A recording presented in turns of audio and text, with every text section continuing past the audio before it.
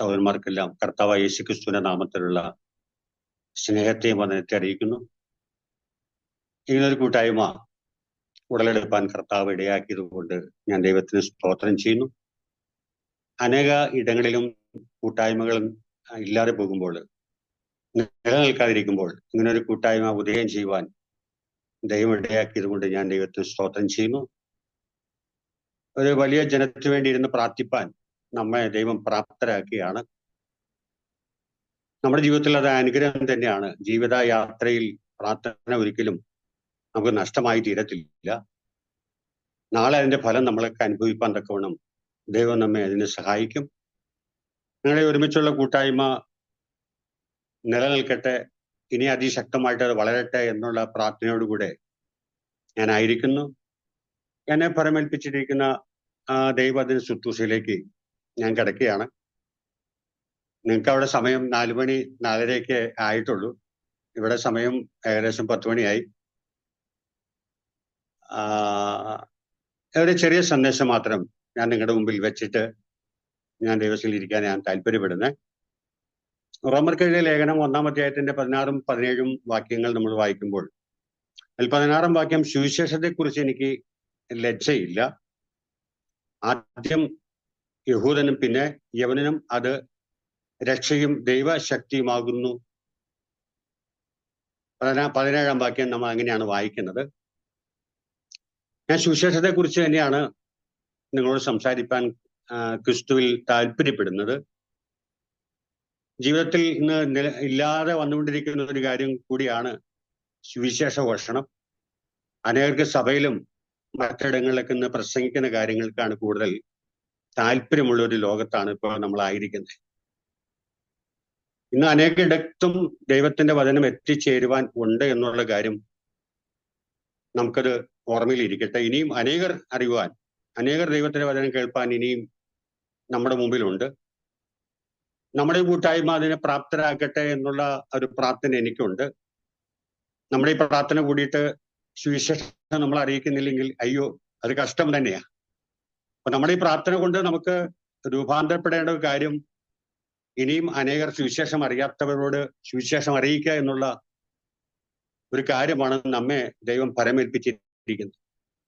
നമ്മളോട് വായിച്ച വാക്യത്തിൽ ഒരു കാര്യമുണ്ട്, സുവിശേഷത്തെ കുറിച്ച് എനിക്ക് ലജ്ജയില്ല. ആദ്യം യഹൂദനും പിന്നെ യവനനും അത് രക്ഷയും ദൈവശക്തിയുമാകുന്നു എന്നുള്ള. അപ്പൊ സുവിശേഷ ഘോഷണത്തിൽ ലഭിക്കുന്ന ഒരൊറ്റ കാര്യം രക്ഷയാ, മാത്രമല്ല ദൈവശക്തിയാ. ഇത് പ്രഘോഷിക്കാതെ ഒരിക്കലും ഈ രക്ഷയോ ദൈവശക്തിയോ ഒരിക്കലും പ്രകടമായി തീരത്തില്ല എന്നുള്ളതാണ്. അപ്പൊ നമ്മെ അതിനെ പരമേൽപ്പിച്ചിരിക്കുകയാണ്. നിങ്ങൾ ലോകം എവിടെയും പോയി ദൈവത്തിന്റെ വചനം ഘോഷിക്കുക എന്നുള്ളതാണ്. നമുക്കറിയാം, ഈ സുവിശേഷം എന്നുള്ള വാക്കിന്റെ അർത്ഥം നമുക്കറിയാം. സുവാർത്ത അല്ലെങ്കിൽ സദ്വർത്തമാനം എന്നല്ല നമ്മൾ കേട്ടിട്ടുണ്ട്. നല്ലൊരു വർത്തമാനമാണ്. നമുക്ക് ലോകത്ത് നമുക്കറിയാം, നമുക്ക് പലപ്പോഴും നല്ല വർത്തമാനങ്ങൾ കേൾക്കുന്ന ഒരുപാട് കാര്യങ്ങൾ നമ്മുടെ ജീവിതത്തിൽ കൂടെ കടന്നു പോകുന്നുണ്ട്. ഒരു കുഞ്ഞ് ജനിച്ചാലോ, ഒരു വീട് കിട്ടിയാലോ, ഒരു ജോലി ലഭിച്ചാലോ, അതൊക്കെ നമ്മുടെ ജീവിതത്തിൽ ഒരു നല്ല വർത്തമാനമായിട്ട് നമ്മൾ കാണാറുണ്ടെങ്കിലും അത് ഈ ലോകത്തിൽ അവസാനിക്കുന്ന ഒരു കാര്യമാണ്. അതിന് നിലനിൽപ്പില്ല. അത് മാറി മാറി മറിഞ്ഞു വരും. കാരണം ആ സന്തോഷം അതിനാളൊന്നും നിലനിൽക്കത്തില്ല. പക്ഷെ എന്നാൽ ഈ സുവിശേഷം എന്നുള്ളത് അങ്ങനെയല്ല. അത് നിത്യത വരെ എത്തിക്കുന്ന ഒരു സദ്വർത്തമാനം. ഇവിടം കൊണ്ട് മാത്രം തീരുന്നതല്ല, അത് നിത്യതയിലേക്ക് എത്തിക്കുന്ന. അത് നമ്മൾ ആദ്യം വായിച്ചത് തന്നെ, സുവിശേഷം കൊണ്ട് ഉണ്ടാകുന്നതായിരിക്കുന്ന ഫലം രക്ഷയാണ്. ആ രക്ഷയുടെ അനുഭവത്തിലേക്ക് നമ്മെ ദൈവം കൊണ്ടുപോകുക എന്നുള്ളതാണ്. ഈ എന്തിനാ നമ്മൾ സുവിശേഷം അറിയിക്കുന്നത്? നമ്മൾ സുവിശേഷം എന്തുകൊണ്ട് അറിയിക്കണം? നമുക്കറിയാം, ഈ 40-ാം സങ്കീർത്തനത്തിൽ 2-ാം വാക്യത്തിൽ നമ്മൾ വായിക്കുന്നത്, നാശകരമായ കുഴിയിലും കുഴിഞ്ഞ ചേറ്റിൽ നിന്നും അവനെ എന്നെ എന്ത് ചെയ്തു, കയറ്റി എന്ന. അപ്പൊ കുഴഞ്ഞ ചേറ്റിൽ കിടക്കുന്ന അല്ലെങ്കിൽ നാശകരമായ കുഴി കിടക്കുന്ന വലിയൊരു കൂട്ടം ജനമുണ്ട്. ഈ നാശകരമായ കുഴി ഉണ്ടല്ലോ, അതിനേക്കാളും അപ്പുറമാണ് കുഴഞ്ഞ ചേറ്. ഈ കുഴഞ്ഞ ചേറ്റിൽ ഒരാളെ അകപ്പെട്ടാൽ അതിനെ രക്ഷിക്കാൻ കഴിയത്തില്ല. കാരണം അത് ഒരിക്കലും രക്ഷപ്പെടുത്തി കൊണ്ടുവരാൻ ബുദ്ധിമുട്ടാണ്. വേറെ ഒരാൾക്ക് അതിനകത്തേക്ക് ഇറക്കി ചെല്ലാനും കഴിയില്ല. ഇവനവിടെ എത്ര കൈയും കാലും വിട്ടടിച്ചാലും രക്ഷപ്പെടുക എന്നുള്ള ബുദ്ധിമുട്ടാണ്. ഞാൻ പറഞ്ഞു വന്നതിന്റെ സാരം, ഒരു മനുഷ്യൻ എത്ര കണ്ട് പരിശ്രമിച്ചാലും തന്റെ ജീവനെ തനിക്ക് രക്ഷപ്പെടുത്താൻ എനിക്ക് കഴിയത്തില്ല. അവന്റെ ആ പരിശ്രമം എല്ലാം വിഫലമാണ്. പക്ഷെ അങ്ങോട്ടേക്ക് ആരെങ്കിലും കടന്നു വരണം, അല്ലെങ്കിൽ ആ രക്ഷയുടെ അനുഭവമായിട്ട് ആരെങ്കിലും കടന്നു വരണം. ഇവൻ പല പള്ളികളിലോ അല്ലെങ്കിൽ യാത്രകളിലോ തീർത്ഥാടനങ്ങളിലോ ഒക്കെ ഇവൻ ഒരുപക്ഷെ സഞ്ചരിക്കുന്ന വ്യക്തിയായിരിക്കാം. അവന്റെ അവസാനമാണ് അതിനൊക്കെ അവൻ ഓടുക, ഈ കാര്യങ്ങൾക്ക് രക്ഷ നേടാൻ വേണ്ടി അവൻ ഓടുക. പക്ഷെ അവന്റെ ആ പരിശ്രമം എല്ലാം വിഫലമാണ്. ഒരിക്കലും അതിൽ നിന്നൊരു നേട്ടം അവന് കൊയ്യാൻ കഴിയത്തില്ല. എന്നാൽ ഈ സുവിശേഷം കേൾക്കുന്ന വ്യക്തിയുടെ ജീവിതത്തിൽ അതിന് മാറ്റം സംഭവിക്കുക. നമ്മൾ തിരുവഴുത്തിൽ ഇങ്ങനെ വായിക്കുന്നുണ്ട്, 69 സങ്കീർത്തനം 2-ാം വാക്യത്തിൽ, ഞാൻ നിലയില്ലാത്ത ആഴമുള്ള ചേറ്റിൽ താഴ്ന്നു എന്ന, ഞാൻ നിലയില്ലാത്ത ആഴമുള്ള ചെളിയിൽ എന്ത് ചെയ്യുക, താഴുക. അവിടെ നിന്നും ഒരിക്കലും വിടിവിപ്പാൻ കഴിയുന്നത് വേണ്ടിയിട്ട് മാത്രമായി കർത്താവ് വന്നത്. കർത്താവിന്റെ വരവിന്റെ ലക്ഷ്യം അത് തന്നെയാണ്. അവന്റെ പരിശ്രമങ്ങളെല്ലാം വ്യർത്ഥമാണ്. അപ്പോൾ ആ കർത്താവ് അവനെ കൈക്ക് പിടിച്ച് നടത്തുന്നത്. അതെ, നമ്മൾ വായിക്കുന്നുണ്ടല്ലോ, അവൻ എന്റെ കാലുകളെ പാറമേൽ നിർത്തി. കാരണം കർത്താവ് തന്നെ എന്ത് ചെയ്യുക. നമുക്ക് സുവിശേഷം നമ്മൾ അറിയിക്കപ്പെടുമ്പോൾ ഒരു കാര്യം വ്യക്തമാ, നമ്മളോട് ദൈവം അറിയിക്കുക എന്നുള്ള കാര്യമാണ്. ബാക്കി ചെയ്യുന്നതെല്ലാം ദൈവമാണ്.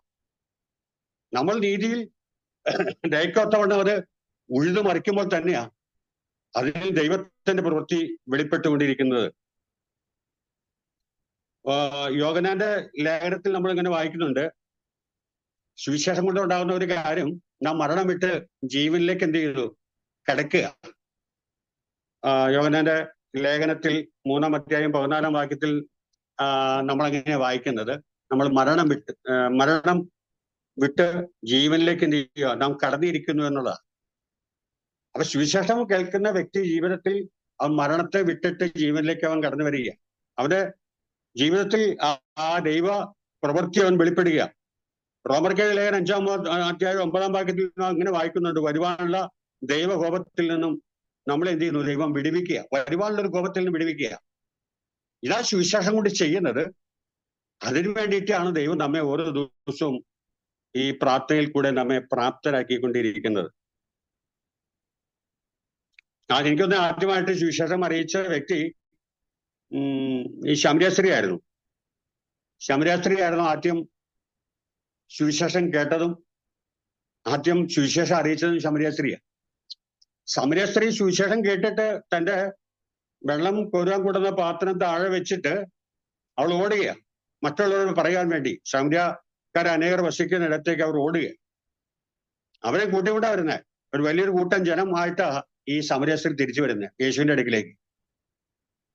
അപ്പൊ ആ ശമര്യര് പറയുന്ന കാര്യമുണ്ട്, നീ നിന്റെ വാക്ക് ഞങ്ങൾക്ക് കേൾക്കണ്ട, കാരണം ഞങ്ങൾ പശുവിനെ എന്ത് ചെയ്യുക, കണ്ടെത്തി.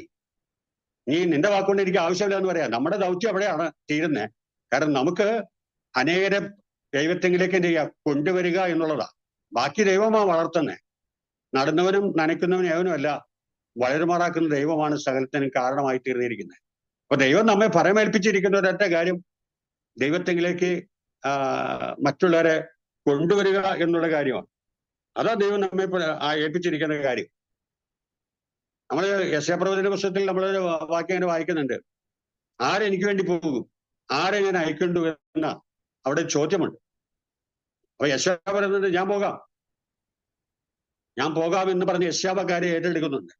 നമ്മുടെ ജീവിതത്തിൽ എങ്ങനെ ആയിരിക്കട്ടെ, ദൈവവചനം നാം കേട്ടിട്ട് ദൈവം നമ്മെ ഫലമേൽപ്പിക്കപ്പെട്ടിട്ട് ഈ വലിയ ശുശ്രൂഷ, എനിക്ക് തോന്നുന്ന ഏറ്റവും വലിയ ശുശ്രൂഷ സുവിശേഷം അറിയിക്കുക എന്നുള്ളതാണ്. ഒരു പാസ്റ്റർ ശുശ്രൂഷക്കായും ഒരു പ്രവചന ശുശ്രൂഷക്കായും ഏതിലും ഏറ്റവും ശ്രേഷ്ഠമായി നിൽക്കുന്നത് സുവിശേഷം അറിയിക്കുക എന്നുള്ളത്. അത് നാം ചെയ്യുന്നില്ല എങ്കിൽ അയ്യോ കഷ്ടമാണ്. സുവിശേഷം അറിയിക്കുന്നില്ലെങ്കിൽ അയ്യോ കഷ്ടം തന്നെയാണ്. അതുകൊണ്ട് നമ്മുടെ ഈ ജീവിതയാത്രയിൽ ദൈവവചനം മറ്റുള്ളവരോട് പറയുവാൻ വേണ്ടി നമ്മ ഓരോ ദിവസവും അതിനുവേണ്ടി തയ്യാറെടുക്കുന്ന ഏറ്റവും വലിയൊരു കാര്യമാണ്. കർത്താവ് നമ്മെ എല്ലാവരും വിളിക്കുന്നുണ്ടെന്നുള്ള, എല്ലാവരും വിളിക്കുന്നുണ്ട്. ആർക്കും മാറി നിൽക്കാൻ പറ്റത്തില്ല. എല്ലാവരും സുവിശേഷം അറിയിക്കുന്നുള്ളതാണ്. നമ്മൾ ലൂക്കോസിന്റെ സുവിശേഷത്തിൽ വരുമ്പോൾ 14-ാം അധ്യായത്തിൽ അതിന്റെ 16-ാം വാക്യത്തിൽ നമ്മൾ വായിക്കുന്നുണ്ട്, അവൻ പറഞ്ഞത്, ഒരു മനുഷ്യന് വലിയൊരു അത്താഴം ഒരുക്കി പലരെയും എന്ത് ചെയ്തു, ക്ഷണിച്ചു.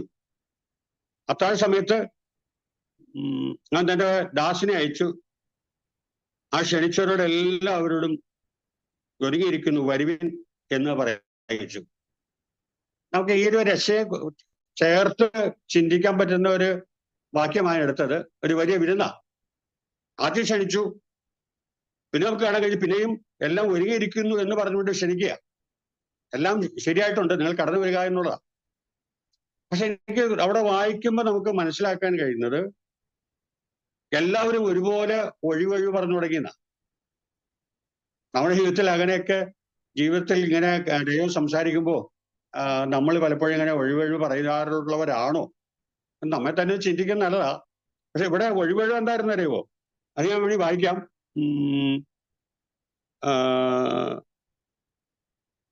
എല്ലാവരും ഒരുപോലെ ഒഴിവൊഴിവ് പറഞ്ഞു തുടങ്ങി. ഒന്നാമത്തവൻ അവനോട്, ഞാൻ ഒരു നിലം കൊണ്ടതിനാൽ അത് ചെന്ന് കാണേണ്ടെന്ന ആവശ്യമുണ്ട്, എന്നോട് ക്ഷമിച്ചുകൊള്ളണം. രണ്ടാമത്തെ കാര്യം നമ്മൾ കേൾക്കുന്നത് ഇങ്ങനെയാണ്, മറ്റൊരുത്തൻ, ഞാൻ 5 കാളയെ കൊണ്ടിട്ടുണ്ട്, അവയെ ശോധന ചെയ്യുവാൻ പോകുന്നു, എന്നോട് ക്ഷമിക്കണം. അടുത്ത് നമ്മൾ വായിക്കുന്ന വേറെ ഒരുത്തൻ, ഞാൻ ഇപ്പോൾ വിവാഹം കഴിച്ചിരിക്കുന്നു, വരുവാൻ കഴിയില്ലെന്ന. ഈ 3 പേരും ഉത്തരം പറഞ്ഞെങ്ങനെയാ? അവരെല്ലാം ഒരു തടസ്സം പറയുക. എല്ലാവരും ഒഴിവഴ പറയുന്നത്. എനിക്ക് തോന്നുന്നത് ഈ സ്ഥലം മേടിച്ചവൻ, ഒരു നിലം കൊണ്ടേക്കുന്നവൻ, അവൻ കാണാതെ അല്ല അത് വാങ്ങിച്ചേ. കാണാതെ ആരും നിലം വാങ്ങിക്കത്തില്ല. അവനിപ്പൊ പറയുന്നത് എനിക്കത് കാണാൻ പോകണമെന്നാ. അതുപോലെ തന്നെ അവിടെ വായിക്കുന്നത് കാളയെ, ഇങ്ങനെ 5 കാളയെ കൊണ്ടിട്ടുണ്ട്. അവിടെ വായിക്കുന്ന ഇങ്ങനെ നമ്മൾ വായിച്ച 5 കാളയെ കൊണ്ടിട്ടുണ്ട്, അവയെ ശോധന ചെയ്യുവാൻ പോകുന്നതെന്നാ. എനിക്ക് തോന്നുന്നത് അവൻ ശോധന ചെയ്യാതെ ഒരു കാളയെ അവൻ മേടിക്കത്തില്ല. പക്ഷെ അതൊക്കെ ഒഴിവാണ്. കാരണം അവൻ ഈ കാര്യത്തിൽ നിന്നും ഒഴിവ് പറഞ്ഞിട്ട് മുമ്പോട്ട് പോകാനാ. മറ്റൊരുത്തൻ വിവാഹം കഴിച്ചിട്ടുണ്ടെന്നുള്ളതാ. കാരണം അവൻ അവന്റെ ജീവിതത്തിൽ അവൻ്റെതായിരിക്കുന്ന ആ വ്യക്തിപരമായ കാര്യങ്ങളിലേക്ക് മാത്രം ശ്രദ്ധ ചെലുത്തിക്കൊണ്ട് പോകുന്ന ഒരു മനുഷ്യനായിട്ട് നമുക്ക് അവിടെ കാണാൻ കഴിയുന്നുണ്ട്. ഞാൻ പറഞ്ഞ എല്ലാവരും ഓരോരുത്തരും ഒഴിവുകൾ പറയുക. നമ്മുടെ ജീവിതത്തിൽ നമ്മൾ എത്ര പ്രാവശ്യം പറഞ്ഞു പോയിട്ടുണ്ട് പ്രിയപ്പെട്ടവരെ. നമ്മുടെ ജീവിതയാത്രയിൽ പലപ്പോഴും ദൈവം നമ്മൾ സംസാരിച്ചിട്ടും നമ്മൾ പലവിധ മുടന്ത ന്യായങ്ങൾ നമ്മൾ നിരത്തി പലപ്പോഴും നമ്മൾ അതിൽ നിന്നൊക്കെ രക്ഷപ്പെട്ടു വെക്കുന്നവരാ നമ്മളെല്ലാവരും. പക്ഷെ ദൈവം വീണ്ടും വീണ്ടും വിളിക്കുക, വരിക വരിക എന്നുള്ള കമ്മിങ്. ഞാൻ ആ കം എന്നുള്ള വാക്കിന് ഒരു ദേവദാസൻ ഇങ്ങനെ അതിനെ രൂപാന്തരപ്പെടുത്തിയത്, സി ചിൽഡ്രൻ, മറ്റേ ഓൾഡ് ഏജ് ഉള്ളവര്, മിഡിൽ ഏജ് ഉള്ളവര്, ഈ എവരിബോഡി, അതായത് എല്ലാവരും, എല്ലാവരെയും വിളിക്കുക. ഈ കം എന്നുള്ള വാക്കിന്റെ അർത്ഥം എല്ലാവരും അതിനകത്ത് ഉൾപ്പെടുക, എല്ലാവരും വിളിക്കുക. പക്ഷെ എന്നൊക്കെ നമ്മളിവിടെ കാണാൻ കഴിയുന്നത് മറ്റൊരു കാര്യമാ. ഇത് വിളിച്ചിട്ട് ആരും വന്നില്ല. യജമാനൻ ചെയ്ത കാര്യം ഒന്നും അറിയുമോ? യജമാനൻ കോപിച്ചു, നീ വേഗം പട്ടണത്തിലെ വീതികളിലും ഇടത്തിരുക്കളിലും ചെന്ന് ദരിദ്രന്മാർ, അംഗഹീനന്മാർ, കുരുടന്മാർ, മുടന്തന്മാർ എന്നിവരെ കൂട്ടിക്കൊണ്ടുവരാൻ പറ. എനിക്ക് അങ്ങനെ ഇവർക്ക് കാളയെ ശോധന ചെയ്യാൻ പോകേണ്ട കാര്യമില്ല, ഇവർക്ക് നിലം കൊള്ളേണ്ട കാര്യമില്ല. കാരണം അങ്ങനെയാ ഇവരെ വിളിക്കുന്നത്. ഇവരെ സംബന്ധിച്ചോളം അങ്ങനെയുള്ളവരെയാണ് കർത്താവ് വിളിക്കുന്നത്. കാരണം മറ്റൊരു ഉത്തരവാദിത്വം ഉണ്ടെന്ന് പറയുന്നവരല്ല ദൈവത്തിന് ആവശ്യം. ദൈവത്തിന്റെ പ്രവൃത്തി ചെയ്യുവാൻ ആര് താല്പര്യമായിട്ട് മുന്നോട്ട് വരുന്നു, അവനെ ദൈവത്തിന് ആവശ്യം. നമ്മളിപ്പോ പല ഇടങ്ങളിലായിരിക്കും, പല രാജ്യങ്ങളിൽ ഇരിക്കുന്നവരായിരിക്കാം. പക്ഷെ മറ്റുള്ളവരോട് നാം സുവിശേഷം അറിയിക്കാൻ വേണ്ടിയിട്ടാണ് ദൈവം നമ്മെ എന്ത് ചെയ്തിരിക്കുന്നത്, നമ്മെ തെരഞ്ഞെടുത്തിരിക്കുന്നത്. ആ തെരഞ്ഞെടുപ്പ് നമ്മൾ ഒരിക്കലും തള്ളിക്കളയരുത്. നമ്മുടെ തെരഞ്ഞെടുപ്പിനെ കുറിച്ച് നമുക്ക് യഥാർത്ഥമായിട്ടൊരു ബോധ്യം നമുക്ക് വേണം. കാരണം ഈ ലോകത്ത് അനേകരുണ്ട്, അനേക സമ്പന്നരുണ്ട്, അനേകർ ഈ ലോകത്ത് വിദ്യാഭ്യാസമുണ്ട്. പക്ഷെ നമ്മൾ വിദ്യാഭ്യാസമില്ലാത്ത അല്ലെങ്കിൽ സമ്പന്നരല്ലാത്ത നമ്മെ ദൈവം തെരഞ്ഞെടുത്തതിന്റെ ഉദ്ദേശം, ദൈവത്തിന്റെ പ്രവൃത്തി അതിന്റെ തരത്തിൽ പൂർണ്ണമാക്കാൻ വേണ്ടിയിട്ടാണ് ദൈവം നമ്മെ തെരഞ്ഞെടുത്തത്. ഈ വിരുന്ന് കഴിച്ചത് എനിക്ക് തോന്നുന്നത് അതിന് ഒരുപാട് വില കൊടുത്തതാ, ഒരുപാട് വില അതിന് കൊടുത്തു. വിരുന്നാകുന്ന ഒരു രക്ഷ അവിടെ തന്റെ വലിയ ധനം അതിന് വേണ്ടിയിട്ട് താൻ മുടക്കിയതാ, അതിന് വില കൊടുത്തതാ. കാരണം തന്റെ ജീവനത്തിന് അതിന് വില കൊടുത്തത്. അപ്പൊ അനേകരെ ജീവൻ നേടുവാനാണ് ദൈവം നമ്മെ എന്ത് ചെയ്തിരിക്കുന്നത്, നമ്മെ ദൈവം വിളിച്ച് വേർതിരിക്കുവാനിടയായത്. ഈ വലിയ ദൗത്യം നമ്മൾ ഓരോ നാളിൽ എന്ത് ചെയ്യുക, ഏറ്റെടുത്ത് മുമ്പോട്ട് പോകുവാൻ ഇടയാകട്ടെ. നമ്മൾ എബ്രായ ലേഖനം 2-ാം അധ്യായത്തിന്റെ 4-ാം വാക്യം വായിക്കുമ്പോൾ അവൻ സ്വന്തമായതിലേക്ക് വന്നു, സ്വന്തമായവൻ എന്ത് ചെയ്തില്ല, കൈക്കൊണ്ടില്ലെന്നാ വായിക്കുന്നത്. സ്വന്തമായവനെ കൈക്കൊണ്ടില്ല. ആദ്യം യേശു വന്നത് സ്വന്തമായതിലേക്കാ, അവരെ കൈക്കൊണ്ടില്ല. പിന്നെയാണ് നമ്മളിലേക്ക് വന്നത്. സകല ജാതികളിലേക്കും അവൻ കടന്നു വരുവാൻ ഇടയായത് അങ്ങനെയാ. അവനെ സകല ജാതികളിലേക്കും എന്ത് ചെയ്തു, വിളിച്ച് സകല ജാതികൾ അവന്റെ അടുക്കിലേക്ക് വിളിച്ച് വേർതിരിക്കപ്പെടുവാൻ ഇടയായത്. അതുകൊണ്ട് ഒരു കാര്യം ഓർക്കുക, അവർക്ക് വേണ്ടാത്തതുകൊണ്ട് നമ്മുടെ അടുക്കലേക്ക് വന്നതല്ല, സകല ജാതികൾക്കുള്ള രക്ഷയാ. നമ്മള് ലൂക്കോസിന്റെ സുവിശേഷം വായിക്കുമ്പോൾ വായിക്കുന്നത് എങ്ങനെയാ വായിക്കുന്നത്? ഒരുക്കിയിരിക്കുന്ന വലിയ രക്ഷ എന്റെ കണ്ണ് കണ്ടുകൊള്ളുന്ന ശിമോൻ പറയുന്നത്. നമുക്ക് വേണ്ടി ഒരുക്കിയിരിക്കുന്ന രക്ഷ ഞാൻ കണ്ടുവല്ലോ എന്ന് ശിമിയോൻ പറയുന്ന വാക്ക് നമ്മൾ കേട്ടിട്ടുണ്ട്. ആ രക്ഷയാണ്. അപ്പൊ ശിമോൻ അത് കാണുക. നമുക്ക് അനേകരെ ഈ ദൗത്യത്തിലേക്ക് കൊണ്ടുവന്ന് ആ രക്ഷയെ കാണിച്ചു കൊടുക്കാൻ നമ്മൾ എന്ത് ചെയ്യുക, നമ്മൾ ഓരോ ദിവസവും നമ്മൾ പ്രാപ്തരാകേണ്ടതുണ്ട് എന്നുള്ളതാണ്. ഈ 14-ാം അധ്യായത്തിന്റെ 21-ാം വായിക്കുമ്പോൾ അവിടെ വായിക്കുന്ന വീട്ടുടയൻ കോപിച്ചു എന്നുള്ളതാണ്. ഈ വിരുന്ന് അത്ര പേർക്ക് വിരുന്നൊരുക്കിയിട്ട് അനേകരത്തേക്ക് പങ്കാളിയായി തീരാൻ കഴിഞ്ഞില്ല എന്നുള്ളതാണ്.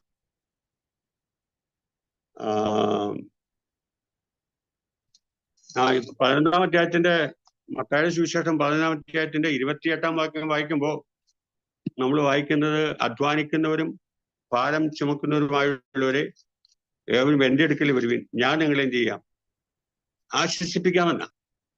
അപ്പൊ ദൈവം വിളിക്കുന്നത് അങ്ങനെയുള്ളവരെയാണ്. 11-ാം അധ്യായത്തിന്റെ 28-ാം വാക്യം വായിക്കുന്നത്, അധ്വാനിക്കുന്നവരും ഭാരം ചുമക്കുന്നവരുമായുള്ളവരെ എല്ലാവരും എന്റെ അടുക്കൽ വരുവിൻ, ഞാൻ നിങ്ങളെ ആശ്വസിപ്പിക്കും. ഞാൻ സൗമ്യതയും താഴ്മയും ഉള്ളവനാകിയാൽ എന്റെ നുകമേറ്റ് എന്നോട് പഠിപ്പിൻ. അപ്പൊ ദൈവം വിളിക്കുക, നമ്മളെല്ലാവരും വിളിക്കുക. അവിടെ ആശ്വാസം ഉണ്ടെന്നുള്ളതാ. അപ്പൊ ഈ ആശ്വാസം നാം പ്രാപിച്ച നാം അനേകരെ ആ ആശ്വാസത്തിലേക്ക് കൊണ്ടുവരുവാൻ നമ്മെ ദൈവം ആക്കി വെച്ചിരിക്കുന്നു എന്നുള്ള കാര്യം നമ്മൾ ഓരോ ദിവസം ഓർക്കുന്നതല്ല. നമ്മുടെ ജീവിതയാത്രയിൽ നമ്മൾ എപ്പോഴും ഓർത്തിരിക്കേണ്ട ഒരു കാര്യമാണ്. എന്നെ ഏൽപ്പിച്ചിരിക്കുന്ന ഒരു വലിയ ദൗത്യമുണ്ടെന്നുള്ള. ചെറിയൊരു ദൗത്യമല്ല കേട്ടോ, നിങ്ങൾ അങ്ങനെ ചിന്തിക്കരുത്. ലോകത്തിലേക്ക് വെച്ച് എനിക്കൊന്ന് ഏറ്റവും വലിയൊരു ദൗത്യമാണ്, വലിയൊരു ദൗത്യമാണ്. ഈ 66 പുസ്തകം അടങ്ങിയ ആ പുസ്തകത്തില് ഏറ്റവും വലിയൊരു കാര്യം വെച്ചിട്ടുണ്ടെങ്കിൽ ഈ സദ്വർത്തമാനത്തെ കുറിച്ചാ നമുക്ക് കാണാൻ കഴിഞ്ഞ. 66 പുസ്തകം എടുത്ത് പരിശോധിച്ചാലും ഈ സദ്വർത്തനം അല്ലെങ്കിൽ സുവാർത്തയാണ് ഇതിന് കാരണമായി തീർന്നിരിക്കുന്നത്. അതിന്റെ ആകെ തുക എന്നുള്ളത് ഈ സുവിശേഷമാണ്. 66 പുസ്തകത്തിന്റെ ആകെ തുക ഈ സുവിശേഷമാണ്, അല്ലെങ്കിൽ ഈ സദ്വാർത്തയാണ്. അതാണ് ജീവിതത്തിൽ എന്തും നമുക്ക് നിലനിൽക്കേണ്ടത്. ആ രക്ഷയാണ് നമ്മൾ പ്രഘോഷിക്കപ്പെടേണ്ടത്. ഹോശയ പ്രവചനത്തിൽ ഒരു വാക്യം നമ്മളിങ്ങനെ വായിക്കുന്ന ഒരു വാക്യമുണ്ട്. അതിന്റെ 10-ാം അധ്യായത്തിന്റെ 12-ാം വാക്യത്തിൽ, നീതിയിൽ വിതപ്പിൻ, ദയക്കൊത്തവണ്ണം കൊയ്വിൻ, നിങ്ങളുടെ തരിശുനിലം ഒഴുവീൻ, യഹോവ വന്ന് നിങ്ങളുടെ മേൽ നീതി വർഷിപ്പിക്കേണ്ടതിന് അവനെ അന്വേഷിപ്പാനുള്ള കാലം ആകുന്നുവല്ലോ. നിങ്ങളുടെ തരിശുനിലം എന്ത് ചെയ്യണം, ഒഴുകുക എന്നുള്ളതാ. അനേകരുണ്ട് ഈ ലോകത്ത്. എനിക്ക് തോന്നുന്നു അനേകര് തരിശായി കിടക്കുക. ദൈവജനം ഒരിക്കലും വിതയ്ക്കാതെ അത് കൊയ്യാൻ കഴിയത്തില്ല. നമ്മൾ തിരുവഴുത്തിൽ കാര്യം ഇങ്ങനെയൊക്കെ വായിക്കുന്നുണ്ട്, വയലുകളൊക്കെ വിളഞ്ഞു കിടക്കുന്നെന്നാ. പക്ഷെ ഒരു കാര്യം ഓർക്കണം, നമ്മൾ വിതയ്ക്കാതെ ഒരിക്കലും എന്ത് ചെയ്യാൻ കഴിയത്തില്ല, നമുക്കത് കൊയ്യാൻ കഴിയത്തില്ല. വിത നമ്മൾ ചെയ്യുക, ബാക്കി ദൈവമാണ് അത് വളരുമാറാക്കുന്നത്. നമ്മൾ പരിസരത്ത് അല്ലെങ്കിൽ നമ്മുടെ വീടിനോട് ചേർന്ന് അല്ലെങ്കിൽ നമ്മുടെ വീട്ടിൽ തന്നെ പലപ്പോഴും സുവിശേഷം കേട്ടിട്ടില്ല. നമ്മളിന്ന് രാത്രി കിടന്ന് ഉറങ്ങുന്നുണ്ട്, പക്ഷെ അവരും കാണാതെ അവർ ഈ ലോകത്തുനിന്ന് മാറ്റപ്പെടുന്നെങ്കിൽ ഒരുപക്ഷെ ദൈവം നമ്മളോടായിരിക്കും ചോദിക്കുന്നത്, നീ എന്തുകൊണ്ട് അടുത്ത് കിടന്നിട്ട് അത് പറഞ്ഞില്ല എന്നുള്ള ചോദ്യം നമ്മുടെ മേൽ വരും. അതുകൊണ്ട് പ്രിയപ്പെട്ട സഹോദരങ്ങളെ, സഹോദരിമാരെ, ഞാൻ നിങ്ങളോട് പറയട്ടെ, അപ്പൊ അടുത്തുള്ളവരെല്ലാം സുവിശേഷം അറിയിക്കുക എന്നുള്ള ഒരു വലിയ ദൗത്യം നമ്മൾ എന്ത് ചെയ്യുക, ഏറ്റെടുക്കുക. അത് ഏറ്റെടുത്തുകൊണ്ട് വേണം രാത്രി കിടന്നുറങ്ങാൻ. കർത്താവേ, ഞാനത് ചെയ്യാം, എന്നെ അതിനുവേണ്ടി പ്രാപ്തനാക്കണം എന്നുള്ളതാ. നമ്മള് ശമനേശ്വരി, എനിക്ക് തോന്നുന്നത് ശമനേശ്വരിക്കൊന്നും ഒരു വിദ്യാഭ്യാസമില്ല. പക്ഷെ അവൾ പറഞ്ഞപ്പോൾ ആളുകൾ വന്നു, ഇഷ്ടംപോലെ ആളുകൾ അവിടെ പുറം വരുവാനിടയായി. നമ്മൾ പലപ്പോഴും ചിന്തിക്കുന്ന ഞാൻ പലപ്പോഴും പറഞ്ഞിട്ട് ആരും വന്നില്ല എന്ന്. അതൊക്കെ നമ്മുടെ കാര്യമല്ല. നമ്മളോട് പറയുവാനുള്ളത് പറയുക എന്നുള്ള ലക്ഷ്യം മാത്രമേ നമ്മെ സംബന്ധിച്ചുള്ള ദൈവം നമ്മെക്കുറിച്ച് ആഗ്രഹിക്കുന്നുള്ള കാര്യം നമ്മൾ തിരിച്ചറിയണം. ഇല്ല എങ്കിൽ അതിന് നാളെ നമ്മോട് ചോദിക്കും. ഇവിടെ പൗലോസ് പറയുന്നത് സുവിശേഷത്തെ കുറിച്ച് എനിക്കുന്നില്ല ലജ്ജയില്ലെന്നുള്ളതാ. അത് യവനാകട്ടെ യഹൂദനാകട്ടെ അത് രക്ഷയാണ്, മാത്രമല്ല ദൈവശക്തിയാണ്. അതിൽ നിന്ന് ലഭിക്കുന്ന വലിയ മഹത്തരമായ കാര്യം രക്ഷയും അല്ലെങ്കിൽ ദൈവശക്തിയുമാണ്. ഇത് രണ്ടും നമുക്ക് ലഭിക്കണം. നമ്മുടെ ജീവിതത്തിൽ നമുക്ക് ലഭിച്ചവരാ. അനേകർക്ക് ഇനിയും ലഭിപ്പാനുണ്ട്, ഈ രക്ഷ ലഭിപ്പാനുണ്ടെന്നുള്ള ആ ചിന്ത നമ്മളിൽ എന്ത് ചെയ്യട്ടെ, സംജാതമായി തരട്ടെ. ഒരു ഹൃദയത്തിൽ ഒരു ആവേശം കൊള്ളട്ടെ. ഞാനത് പറയും, ഞാനത് ചെയ്യും എന്നുള്ള ചിന്ത നമ്മളിൽ എന്ത് ചെയ്യട്ടെ. ഈ രാത്രികാലം അല്ലെങ്കിൽ ഈ സന്ധ്യാസമയത്ത് നിങ്ങളുടെ ഹൃദയങ്ങളിൽ അത് വാഴുവാൻ ഇടയാകണം. വചനം സ്ഥിതി ചെയ്യണം. വചനം സ്ഥിതി ചെയ്യെങ്കിൽ മാത്രമേ നമുക്കത് പറയാൻ കഴിയത്തുള്ളൂ. അതുകൊണ്ട് ഇന്ന് ദൈവസേനയിൽ ഏറ്റെടുക്കുക. ഞാൻ ഇവിടെ നിർത്തുകയാണ്. നിങ്ങൾ ഒരുമിച്ച് നമുക്ക് ദൈവസേനയിൽ നമുക്ക് പ്രാർത്ഥിക്കാം. നമ്മുടെ കണ്ണുകളെ കർത്തസേനയിൽ ഒരു പ്രാവശ്യം കൂടെ നടക്കാം. നമുക്ക് ഒരുമിച്ച് പ്രാർത്ഥിക്കാം. പിതാവേ, ഞങ്ങളുടെ കരത്തിലേക്ക് ഞങ്ങളെ ഏൽപ്പിക്കുന്നു. പിതാവേ, ഞങ്ങൾ ഈ അല്പസമയം കൊണ്ട് ചെറിയൊരു സന്ദേശം ഞങ്ങൾക്ക് ഒരുമിച്ച് ഷെയർ ചെയ്യുവാൻ നീ അവിടെ നിന്ന് സഹായിച്ചതുകൊണ്ട് നന്ദി പറയുന്നു. പിതാവേ, ഞങ്ങളുടെ ജീവിതയാത്രയിൽ കർത്താവ് ഞങ്ങളെ വിളിച്ചതിന്റെ ആ ഉദ്ദേശം എന്തെന്ന് ഞങ്ങൾ ഒരു ദിവസം തിരിച്ചറിഞ്ഞിട്ടുണ്ട്. എന്നാൽ പലപ്പോഴും അത് വേണ്ട തരത്തിൽ വിനിയോഗിക്കാൻ ഞങ്ങൾക്ക് കഴിഞ്ഞിട്ടില്ല. എന്നാൽ കർത്താവ് ഇന്ന് ഞങ്ങൾ ഈ തിരുവഴുത്തുകളെ കുറിച്ച് കേൾക്കുന്നുണ്ട്. അകലെ ഈ തിരുവഴുത്തുകൾ ഞങ്ങളുടെ ജീവിതത്തിൽ അനുഗ്രഹത്തിന് കാരണമായി തീരുവാൻ, മുമ്പിലേക്കുള്ള എല്ലാ പ്രയാണത്തിലും അത് അനുഗ്രഹമായി തീരുവാനും ദൈവം അവിടെ നിന്ന് കൃപ നൽകണം. ഇനി ഞങ്ങളുടെ ജീവിതയാത്ര മുമ്പോട്ട് പോകുവാൻ ഉണ്ട് എന്ന് ഞങ്ങൾ വിശ്വസിക്കുന്നത്. ഞങ്ങൾ കർത്താവെ അങ്ങനെ ഞങ്ങൾ മുമ്പോട്ട് കടന്നു പോകുന്നുവെങ്കിൽ അനേകരോട് ഇനിയും സുവിശേഷം അറിയിപ്പാൻ ഞങ്ങളെ അവിടെ നിന്ന് പ്രാപ്തരാക്കുവാൻ കർത്താവ് കൃപ നൽകണം. ഞങ്ങളുടെ മേൽ നിന്റെ സാന്നിധ്യം ഉണ്ടാകണം പിതാവേ. ദൈവകൃപയും ദൈവീയ സാന്നിധ്യം ഞങ്ങളുടെ മധ്യേ വെളിപ്പെടുത്തി അവിടെ നിന്ന് മാനിക്കണമേ. ഞങ്ങൾ ഇന്ന് കിടന്നുറങ്ങുമ്പോൾ ഞങ്ങളൊരു തീരുമാനമായി കിടന്നുറങ്ങുവാൻ കർത്താവെ ഞങ്ങളെ അവിടെ നിന്ന് ഒരുക്കണം എന്ന് ഞങ്ങളെ കൊണ്ട് പ്രാർത്ഥിക്കുന്നു. കർത്താവെ, ഈ കൂട്ടായ്മ അനേകർക്കൊരു അനുഗ്രഹമായി തീരുവാൻ, ദേശങ്ങൾക്കൊരു അനുഗ്രഹമായി തീരുവാൻ, അനേക ഇടങ്ങളിൽ അതിന്റെ ആ വ്യാപ്തിയിലേക്ക് അത് എത്തിച്ചേരുവാൻ കർത്താവ് കൃപ നൽകണം. അനേകർക്ക് വേണ്ടി പ്രാർത്ഥിപ്പാൻ പ്രിയ കുഞ്ഞുങ്ങളെ നീ ഒരുക്കണം. ദൈവരങ്ങളിലേക്ക് ഏൽപ്പിക്കുന്നു. യേശു ക്രിസ്തുവിന്റെ നാമത്തിൽ തന്നെ. കർത്താവ് നമ്മെ അനുഗ്രഹിക്കട്ടെ.